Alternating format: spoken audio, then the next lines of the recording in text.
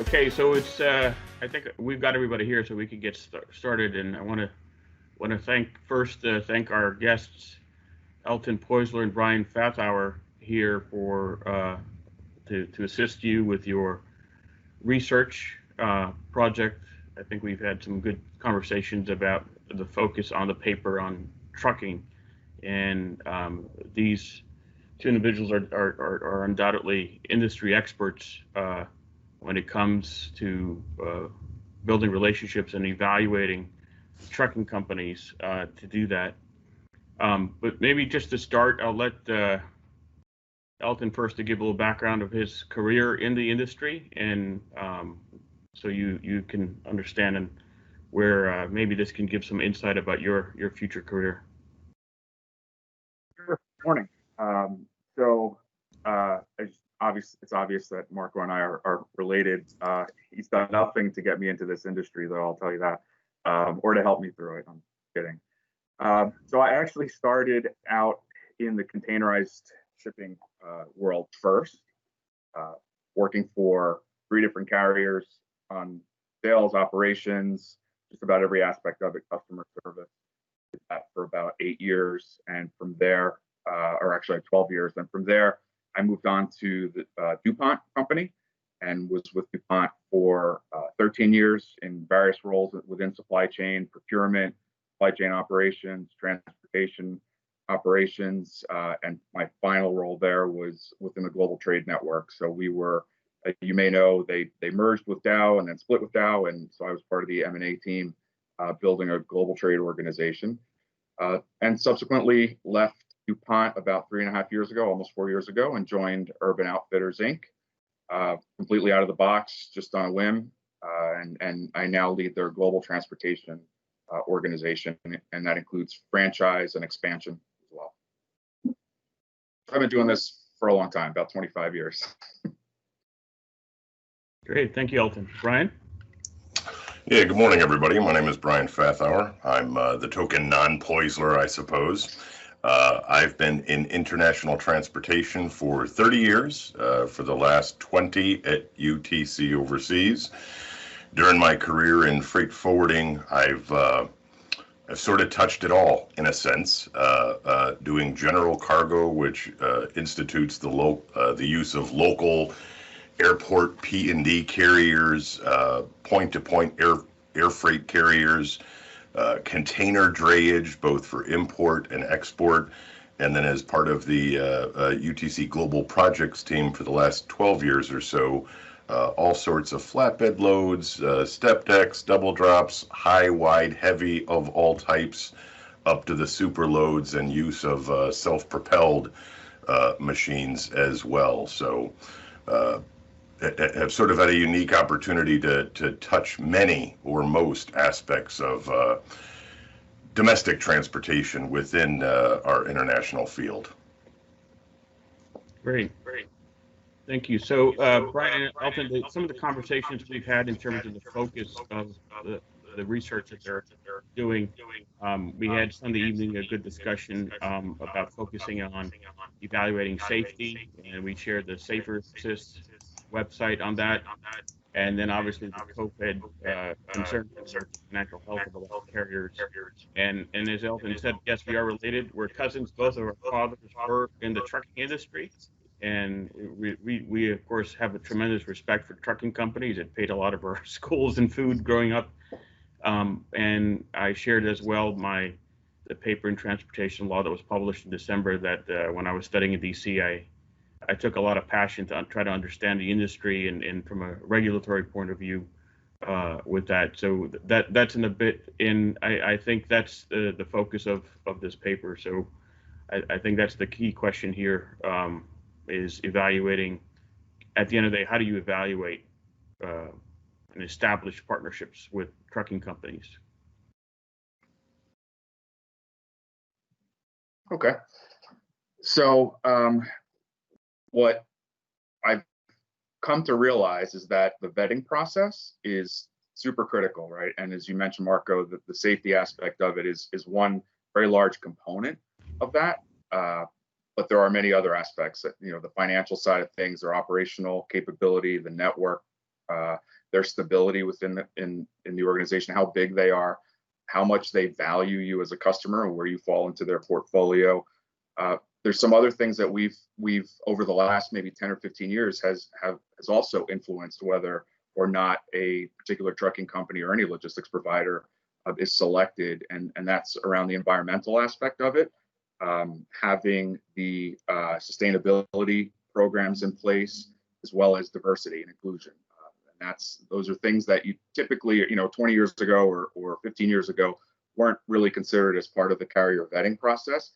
It's incredibly important to us today, and has been at Urban and certainly at DuPont. That was a huge component of it.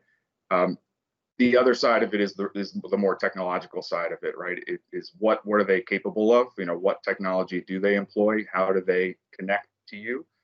How is information flowing?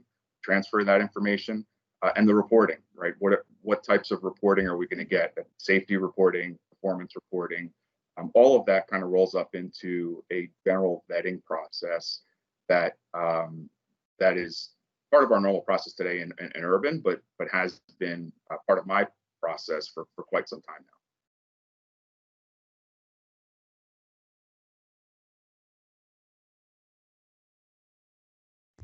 Bryan, would you like to comment on that before we open up for some questions with the students? Sure.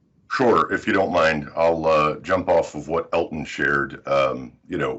Sitting at UTC in my role, in a sense, I have the assumption that the elements of the vetting process that Elton described are taken care of by UTC corporate in some way, shape, or form. So I tend to be a little more relational at sort of the next level, but the relational also ties into that vibrant vetting process. Some of the stats around trucking are just utterly fascinating. There are over 700,000 registered MCs, motor carriers, in the United States. 97.3 of those have 20 trucks or less. So you're talking about such a wide array of types of carriers, et cetera, et cetera. So when I get sort of a boots on the ground approach, once someone has been vetted from the technical side, as Elton described, I like to do boots on the ground visits when practical, get beyond just the salesperson coming and giving you their glossy brochure and telling you all the best things about the company.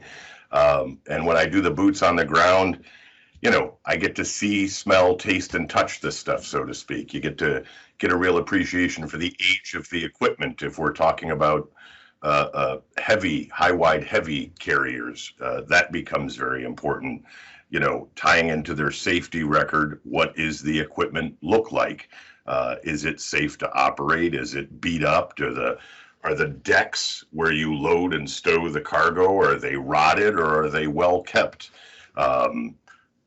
We get into conversations regarding the route management, how they go about looking and permitting these loads from a route perspective. I'll get into conversations about what their Plan B protocols are. If we run into a literal roadblock somewhere along the line, what are the contingencies for execution of that? And then, believe it or not, I've on occasion asked about the driver pay, because when you get into capital projects specifically, where you're delivering not hundreds or great volumes of van load deliveries, et cetera, but you're delivering large cargo in perhaps smaller quantity, but the value of that cargo is quite high. It generally benefits us not to have a carrier that does not have good driver retention. So what they pay their folks and the length of time their drivers have been with them becomes pretty vital to me from my perspective. Yeah, that's a good point. Just to tack onto that, I think today's market, and Bryan, you're probably experiencing it, the lack of drivers, but also the competitiveness, right? Given all the COVID constraints that we've had, we're encountering some really interesting situations where drivers are bouncing around from one company to the next because of either sign-on bonuses or some other incentives, promising to be home for dinner every night, whatever it might be. So that's a new area that, I personally haven't really had to dig into all that much up until, they started the industry started talking about driver shortages, right? And it's this year it's just been compounded, on top of that. So that's a huge challenge. Yeah. Yeah. We've got a relationship with a carrier here in the Northeast, PGT Trucking, big trucking company. They support the steel industry, both with capital equipment as well as finished product and raw product. And right now, and for the last 8-9 months, they've been interviewing and onboarding an average of 100 drivers a month, but their retention rate is somewhere around 50 to 55%. So again, this capacity issue is not going to go away. We need to keep talking about it, and I think efforts like Thank a Driver Week are on one hand to me a little kitschy. I'm not sure that the guy in the truck really is following all the online postings with the pretty pictures thanking a driver, but the vital role that unless we want to sit around naked and hungry, we need to get stuff. You need the drivers and the trucks to do that. And that's another good point. One of the things that we're doing here, we've heard not only thank a driver, but how do you make their lives from a shipper standpoint? How do you make a driver feel comfortable as they're waiting for 2 hours to unload or to load? And I'm sitting in one of our distribution centers this week, and our driver rooms, our break rooms, we're having to actually put bathrooms in there. Or we're building a new facility in Kansas City. Starting next month, and we're thinking about what can we put in that driver room that they can just kind of relax and sit for a while. Do we make it bigger? Do we give them quiet rooms where they can nap? Do we bring in some food? What is going to make that experience a little bit better for that driver so that it helps the carrier on a dedicated service, for example, retain that driver? I mean, it's kind of a collective action between not only between the trucking companies as well as the shippers, right? Yep. That's an exciting way to see partnership. It's a buzzword sometimes, but that's really granular. It's interesting to see that. We'll open up to some questions from the research students here. Okay. Hello. Yes.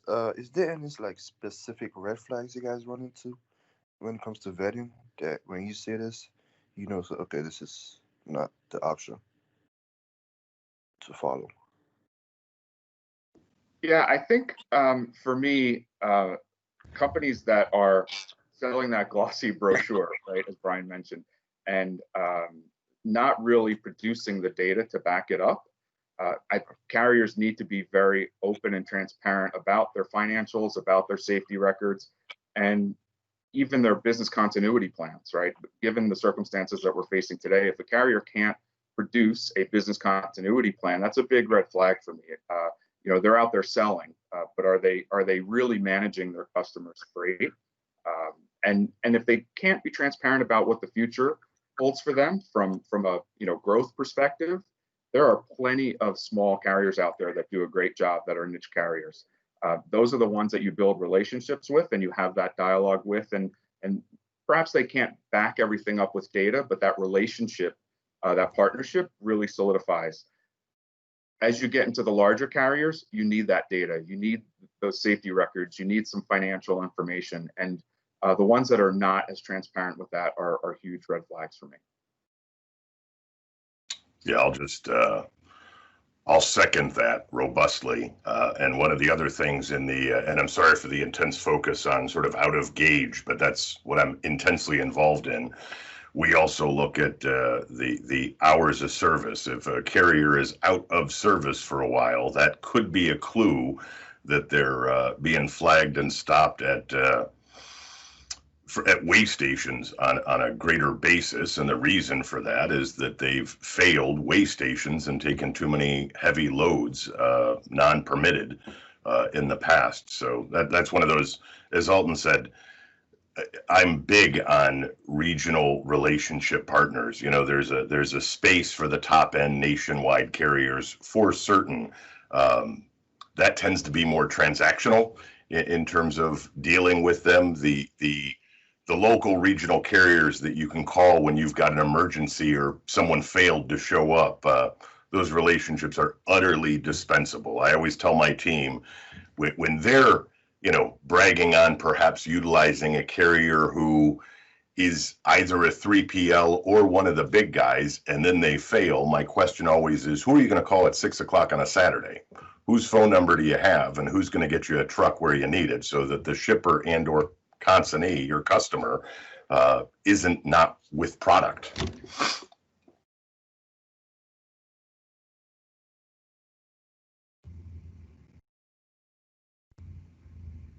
Okay, I have a question. Whenever it comes to like problem resolution between you and the shipper, what is the process of doing that?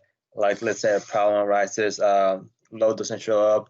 How do you go about resolving that?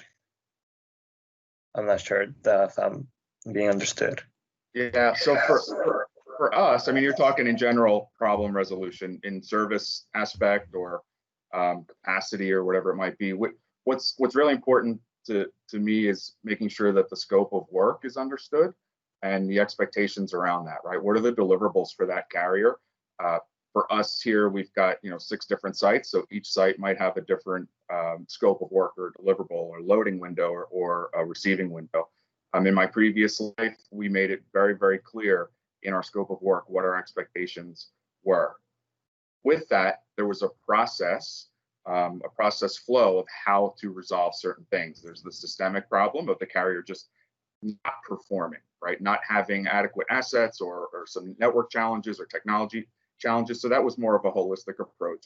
The day-to-day problem solving is really partially relationship, right? Having the appropriate contact at both parties that work together, know each other very well. They have site visits.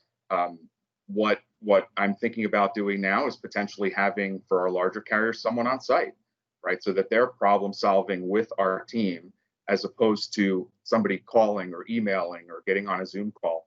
So I think it's tailor-made to the situation.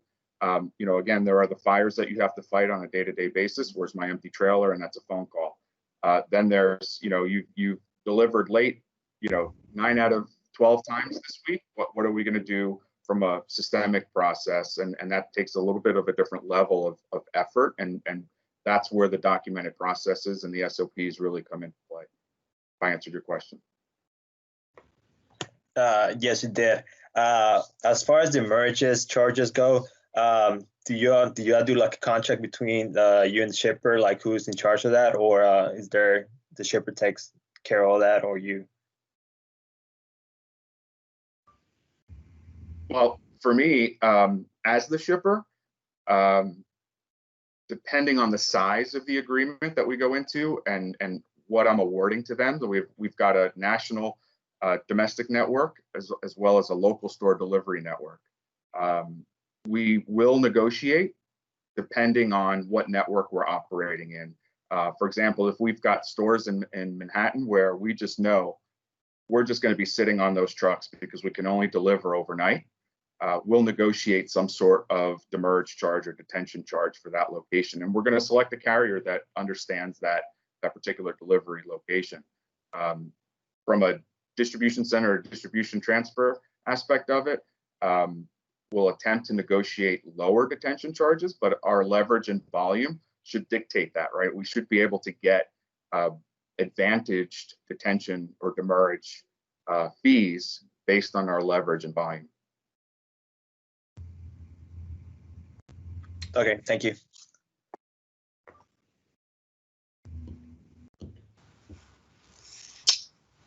Good morning. So I'm doing the risk management part, and so that's incorporating protocols, driver management. So I'm just wondering what kind of changes has come because of COVID to those particular, I guess, vetting practices and risk management. I'll just speak specifically. My team does a lot of deliveries into steel mills and really sort of any industrial application. From a boots on the ground standpoint, the trucking companies and specifically the drivers have had to follow whatever local protocol that receiver or shipper now has. So if it's something from, a temperature check to certainly masking and social distancing, if they are inside a building, which can be rare in the circumstances that we're involved with, it's really limited to that. But again, that's just my perspective. I suppose in a distribution center environment, it might be something a little more robust. Yeah, I think for us, initially when we started to see the restrictions around COVID, we reacted, I believe, appropriately, and some would say maybe overreacted. The safety culture is really important here and prioritized, and having those protocols in place for example, again, driver break rooms, right? What are the protocols around that? Masking, sanitizer, same things that we employ within our offices or our distribution center, we're transferring to drivers that are now entering our sites. And early on in beginning of all this March timeframe, we weren't allowing drivers to enter. We weren't allowing drivers to even touch cartons until we really understood what the appropriate protocols were. Now, whether we continue to evaluate through the vetting process the types of protocols that we're going to employ moving forward, I guess that depends, right? And COVID is one example because it's so extreme, but there are other things from a safety standpoint that we want to ensure that we have an understanding with our carriers and we're using in our vetting process. One thing that's really interesting here is we also do white glove furniture delivery into people's homes. And so this happens to be our furniture distribution site in Indiana, Pennsylvania. And that was something, quite honestly, in my years of experience, I've never had to deal with. And now we've got drivers that have to wear gloves, a mask, booties. They have to ask people, that they're delivering to, and they're setting up, they're delivering furniture that our customers are saying, put it over there or move it over there, or let's twist it this way a little bit, or they're putting bed frames together. We've got to have very strict protocols put in place and dialogue with the end consumer to say, hey, are you okay with this? Are you okay with me moving this here? Are you okay with me touching this? And we're measuring that. So the customers are being very critical of that, as I would be as well as a consumer, right? Somebody coming into my home, I want to make sure that they're being safe and that they're not jeopardizing my family's safety. So that's new, right? In the midst of COVID, and I think at some point, some aspect of that will continue into the future, whether it's COVID related or whether it's just the new normal, right? And that's just how we're going to live moving forward. Now, Bryan, when you say you go boots on the ground, is that something you're also looking at? I guess it's a lot less now if you're going, being able to go boots on the ground, but is that something that you're kind of looking at when you do go, seeing, if people are wearing proper PPE and stuff like that in these situations? Yeah, sort of give a blended answer, yes and no. Partly when I say boots on the ground, I'm literally visiting truckers and heavy haul carriers, folks that maybe UTC, in my case, we haven't utilized them for some period of time, not for any commercial reason or not for any problematic reason related to vetting, but more so just the area that they're located in. And then you can imagine when I'm in their yard, in their truck yard, where their fleet is and where the mechanics are, and most times the offices as well. As a guest, I'm really, that isn't the first thing I'm looking at, but the protocols that they have there might be a different standard, considering also where they're located. I'm thinking very recently about a visit down to North Carolina. North Carolina 2 months ago had a slightly different standard than when they were entering the customer's premises. So we're discussing what they need when they enter the customer's premises. And that's been, as Elton said, that's been prior to COVID. I mean, strict PPE is in a steel mill or an industrial environment has always been a necessity. And the failure rate, I would say, is low, but boy, do I have some stories. No matter the talking to someone and going through a vetting process, et cetera, and then driver shows up in South Carolina to a mill, shirtless with sandals and a dog in the back, and you know, doesn't understand what the problem is. But you deal with those things as you need to deal with them. You talk to dispatch, etc. But most of my boots on the ground are either at a job site, in which case I'm really there with a project manager from the carrier, not so much a driver, or at the carrier's literal site themselves. Yeah, the stories get really interesting. I had this is actually in March. I had, in the midst of COVID, a strong complaint from a customer because we had a driver that showed up armed. He was armed for COVID.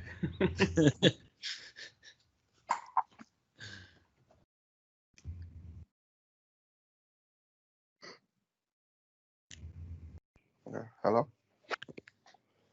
Yes. How do you guys deal with like surges or surge fees? Or does it for surge, or do you guys negotiate this with the shipper before, or how does that work? I'm sorry, to say surcharges? Yeah. Yeah, so I mean, there are specific surcharges that are just part of trucking industry. Potential to merge being one of them, fuel surcharge being another. You know, again, I think it's having all of that up front, understanding what those costs are, and incorporating that into your cost management process, you know, for budgeting purposes, but also so there are no surprises later. And you know, as speaking again as a shipper, I'm going to leverage as much as I possibly can. Now that said, we have COVID surcharges now that we haven't dealt with before, right? We've got driver resourcing surcharges, we've got repositioning surcharges that are coming into play, all capacity and industry based, and those are a challenge, but they're the reality at this point, right? We're just adding another one, COVID surcharge. And really, COVID surcharge is just a resourcing surcharge, or you know, it's a repositioning surcharge because I'm a carrier that has overcommitted and I'm going to take advantage of the marketplace. So now I have to reposition a driver or a piece of equipment from across the country, and I'm going to charge you $8,000 to do that. I think that there's a process there by which you look at the risk benefit of doing that. You know, we as a retailer, if I can't get inventory to my stores or I can't get it to my fulfillment centers, I'm not selling anything, and that jeopardizes obviously overall sales. So the addition of new surcharges, no one likes it, and we like to get ahead of that and be upfront about it as much as possible. That, again, I keep going back to that initial scope of work. We should try to make sure that our agreements with these carriers stipulate that we will not accept any new surcharges unless there's a force majeure situation. With COVID, you could argue, is a force majeure situation, right? But anything outside of that, we're just not going to accept it. Okay. Thank you. And I'll just add, I think surcharges in the environment that we operate, that my team operates on a day-to-day, again, they're fully transparent and known ahead of time. It dawns on me as Elton is replying that, you know, we're talking about trucking as sort of a monolith. And of course it is not, because if you detain a van load that's going from DC to DC, and you detain a van load because for whatever reason your warehouse is busy, whatever capacity issues you're under, there's a certain price point to that surcharge, and it's, you know, it's tethered to your relationships, to your contracts, to your agreements. It's somewhat tethered to the revenue opportunity that company is losing when that driver is detained. In an industrial environment, if you've got a situation for myriad reasons that a 20-axle trailer with a 200,000 pound transformer or piece of steel mill machinery is detained, those carriers generally want $5,000 because the revenue lost opportunity to tie up their trailer is relationally significantly different than your average 53-foot van.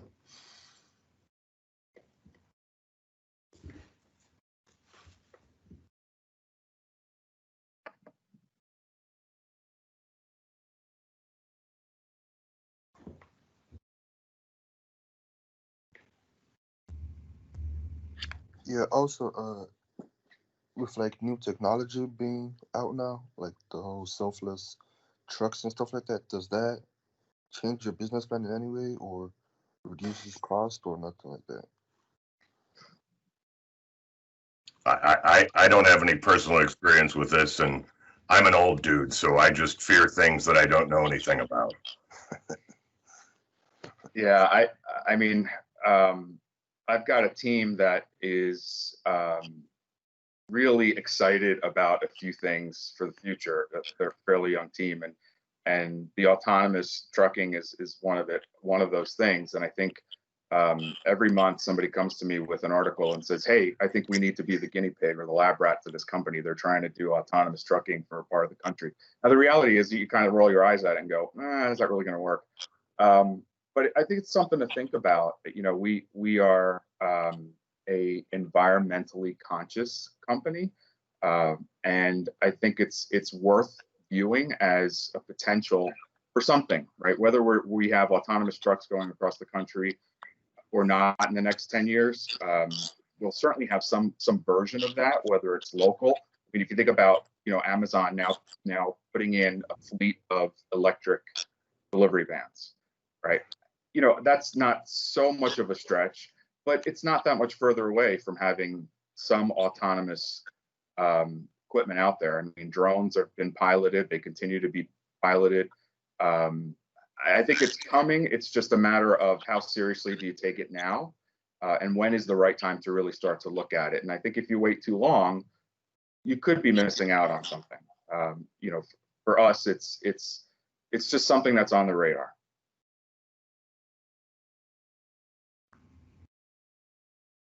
But I just add to that. I will say that technology is incredibly important to logistics and transportation right now.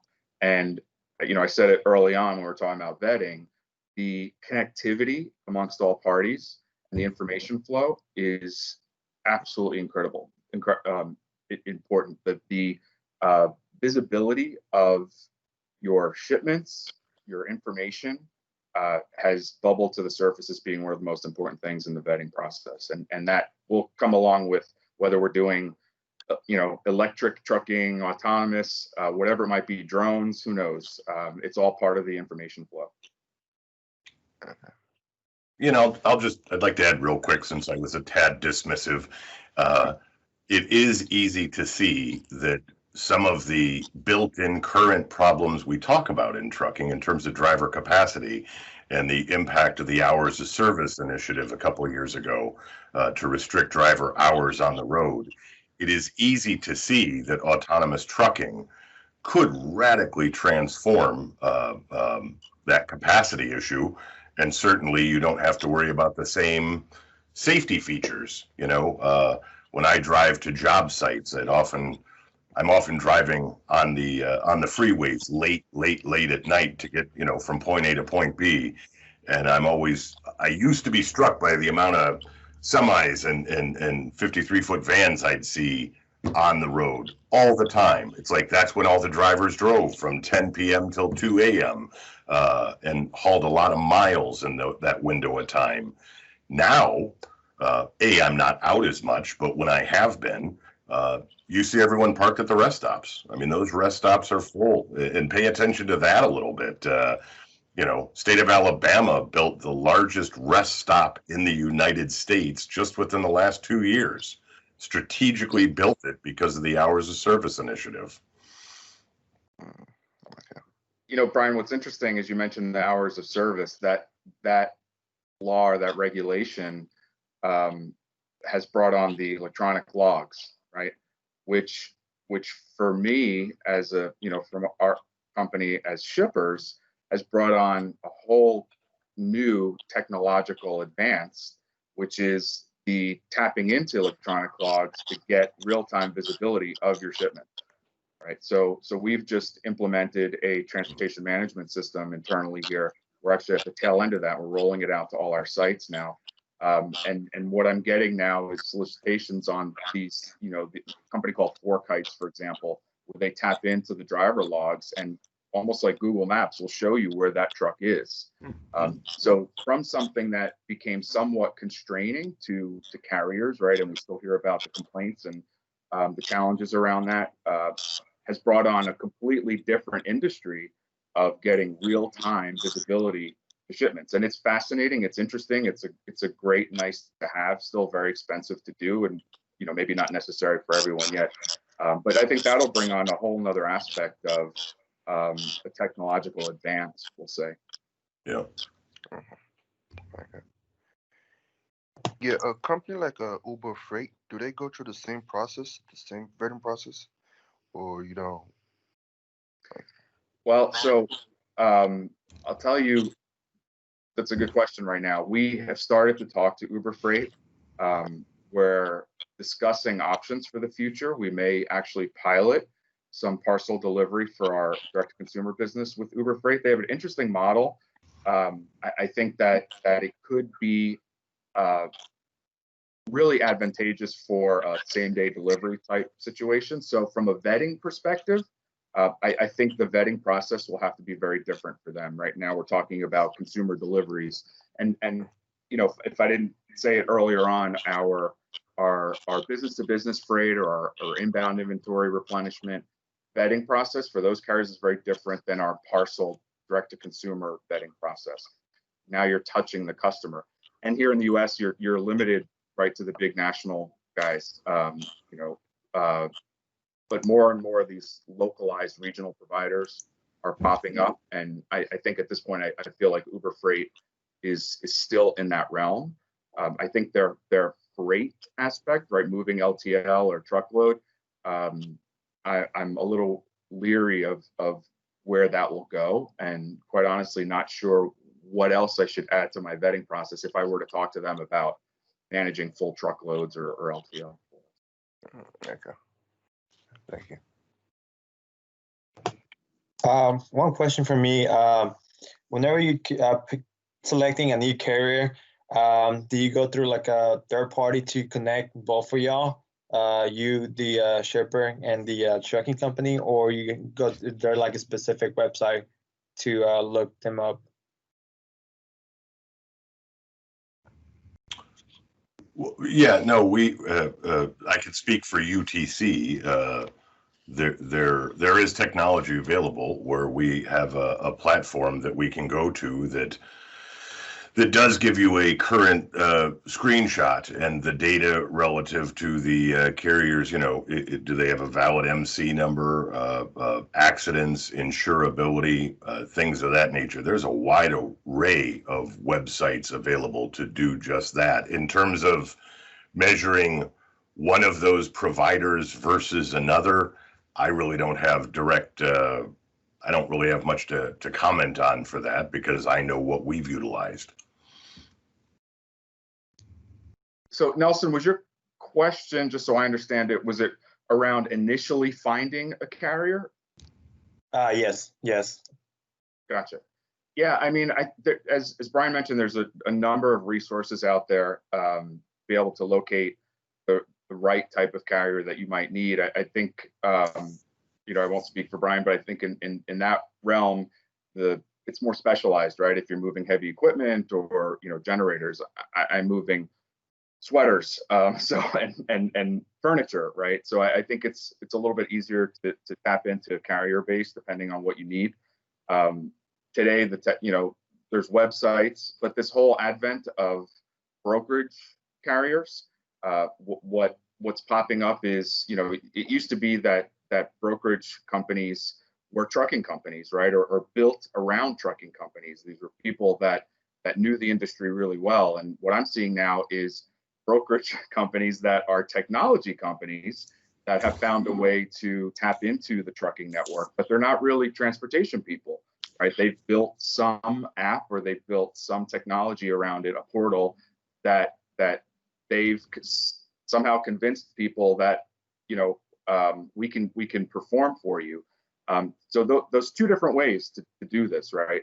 You can go that route or go traditionally to a brokerage company if you're looking for some vetting that's already been done, right? I mean, they've already done that. But there's a number of resources out there. I mean, all the way down to just seeing a trailer, as you're driving down the highway saying, oh, you know what, I might reach out to them or do some research on them. As silly as that sounds, that's part of it. Okay, great. Thank you.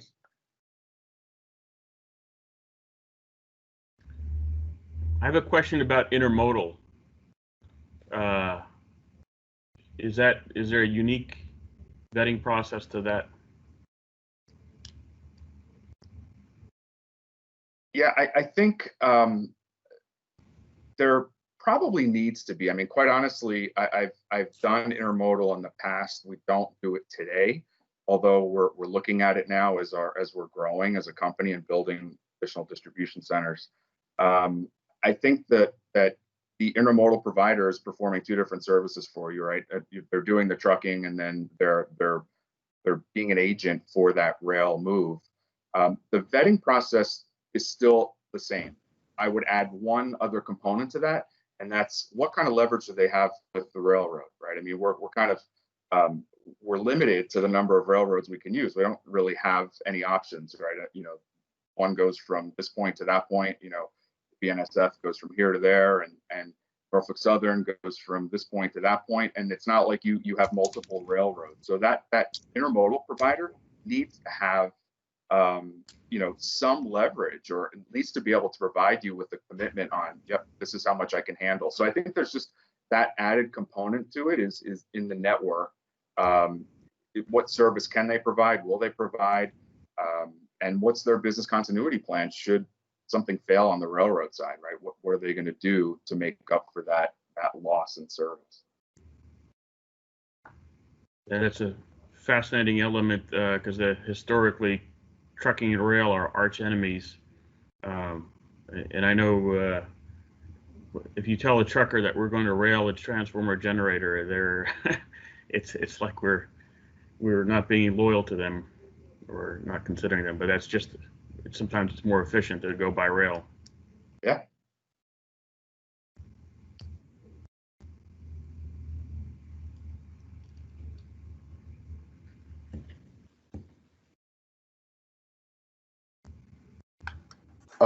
So in terms of suppliers and service providers, what is being looked at whenever y'all are deciding what supplier service provider y'all want to work with? Are there like any red flags or anything like that y'all look at? When you say suppliers and service providers, do you mean truckers in that case? Yes. Yeah.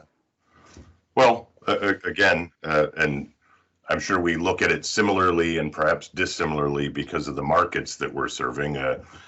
UTC doesn't do a particular white glove inside someone's home, but we are known to put something to foundation, which is sort of a whole other discussion because that gets into rigging, not merely transportation. But I mean, the basics, the absolute basics are, does the company have a valid motor carrier operating license? Has that license ever been revoked? If so, when? If so, why? Do they have cargo insurance, and at what levels? What is the deductible? What is their general business insurance, just in case you need some absolute fail-safe? And then really their safety record. The top of my head, that's really what leaps out at me is the absolute basic necessities that we look at, and that we, absent positive indications on all of those, we can't and won't proceed. And I'll just jump off real quick on something Elton mentioned that I could talk about for the next hour, but I will not. And that is the prevalence of these 3PLs and how that did change from a regional trucker who might not have had coverage in other areas, but they knew Cousin Larry down the road, so they would call Cousin Larry's trucking service and still handle it, so to speak, to the fact that these technology companies, I've been a huge fan of, and I don't mind sharing with the group here, I've picked on TQL for the better part of a decade. And I've picked on them because they have a very robust hiring process. And so they bring in younger students directly out of college, and they bring them in by the bucket full, and then they dump them in a phone bank room and just have them bang the phone. So I sort of have a slight animus towards them, because it literally wouldn't be an exaggeration to get 10 phone calls from them in a week from different people soliciting your business. And I'm sure Elton will agree, I've got real work to do. You know, that's an important part of it, discussing and meeting new carriers, but I've got real work to do. I share this because just last year I was doing some research on them. They had some successes lately, and I found out they were a $4 billion company, and that really sort of blew me away. You know, here's this company that I was dismissing because the DNA of them was not a transportation company. They're a great IT company, and what do I know? I'm not worth $4 billion. They're doing something right. But as it pertains to this discussion, when you dig even deeper further, and thank you, Google, you can find, and this is just this is sort of ad hoc opinion alert, but you can find an awful lot of chatter and communication in the trucking industry about that particular vendor, because drivers aren't being paid on a timely basis. They're being paid 90 and 120 days, and things of that nature certainly affects the driver's ability to pay for his insurance and for the driver's ability to keep up his truck. You know, I'm fond of saying everyone plays a role in the shipping process, whether you're a service provider or you're a manufacturer or you're a supplier and distributor. Everyone has a vital role, and there are certainly cost considerations which tend to be the number one consideration. Sometimes we talk all this talk about vetting, et cetera, and the number of times a customer of ours just looks right at a number on a bid where I'm articulating, for instance, all UTC's practices that we're talking about today, and they call me 2 minutes after getting this 12-page document and want to talk about the number. I can't even read that fast. There are a lot of cost considerations, and I think that's really opened the door to this 3PL marketplace as well. And I believe we need to hold those 3PLs to the same exacting standards that we do our traditional truckers who actually are asset based. Is that total quality, Bryan? Yes, sir. Yeah. Yeah. They're pretty aggressive. They're very aggressive. But so there's a customer service component to that, right? I mean, it's great to sell the technology and the connections and all of that. But if I have no one to call, if I have no one that's advocating for me as a customer within that organization, it's completely useless, right? I'm dealing with, anything from direct to consumer, which I normally wouldn't go through a technology-based company, right, to our stores, or inventory management on the way in. If from our deconsolidators of our imports all the way through our distribution centers, it's fantastic if I can go on your website, but if I really need to solve a problem, I need that human contact or that control tower approach where that relationship means something to the carrier. Great. Well, we got a breaking point here. I just noticed it's 9:47. I don't want to take any more of your time, Elton and Bryan. On behalf of the students, I'm sure I'll speak for them that this is going to help give their research much more focus here on that with your experience. I really appreciate you taking the time with your busy day to do this. Sure, my pleasure. Yeah, same here. Thanks for the opportunity.